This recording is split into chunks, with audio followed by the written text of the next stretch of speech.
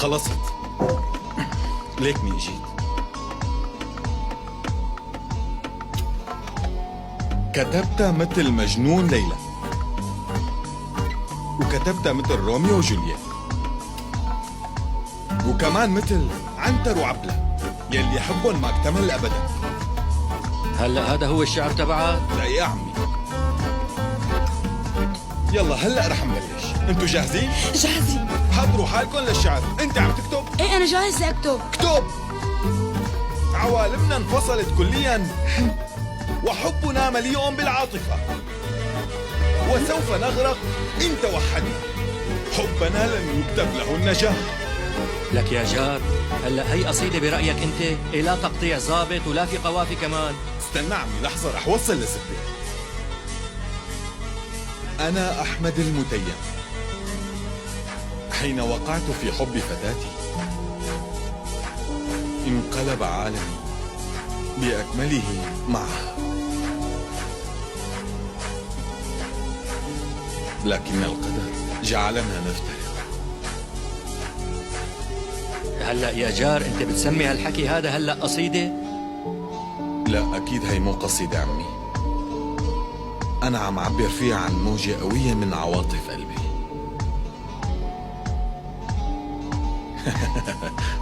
إيه لا تواخذني بس لازم تسمعني، كل شي قلته ما له علاقة بالشعر. أنا رح روح نام أحسن لي. يلا تصبحوا على خير. وانت بخير. وانا كمان صار لازم روح نام لانه تاخر قصيدة، الوقت كثير. مظبوط. يلا ابني قوم. استنى. يلا امشوا. تصبحوا على خير. وانت بخير؟ شو عمي شكلك ما قدرت تقاوم الشعر تبعي. أهلين. شكرا. تصبح على خير. وانت بخير عمي.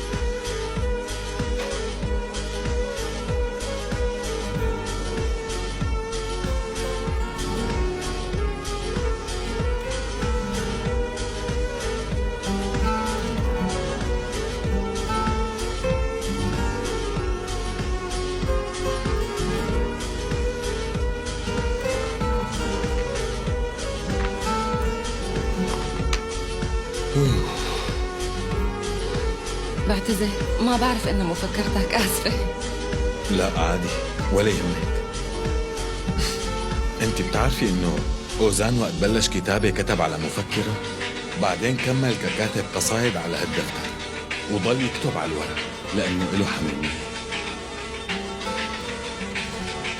بتحبي تاخدي تقريب؟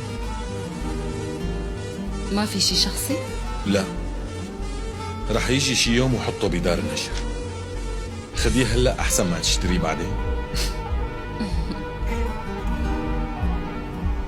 نيسان 29/9. مذكراتي الغالية، حياتي كلها بهذا الكتاب.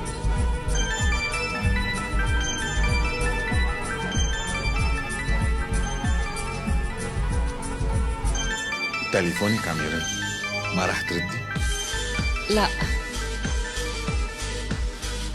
بلكي شي مهم. ايه معلش ما بدي رد.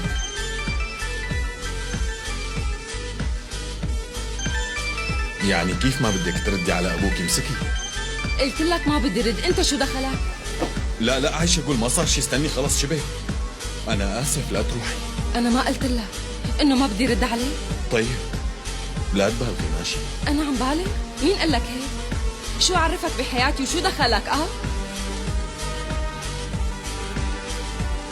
طيب ليكي انا ما رح اتدخل بحياتك بعد هلا ابدا، ولا رح اقول لك شيء.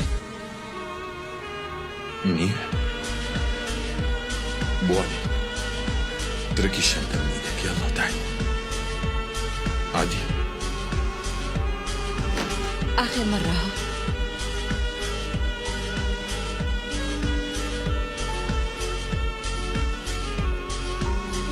تحضري فيلم؟ فيلم شو بقى؟ ما بعرف، هلا بنشوف.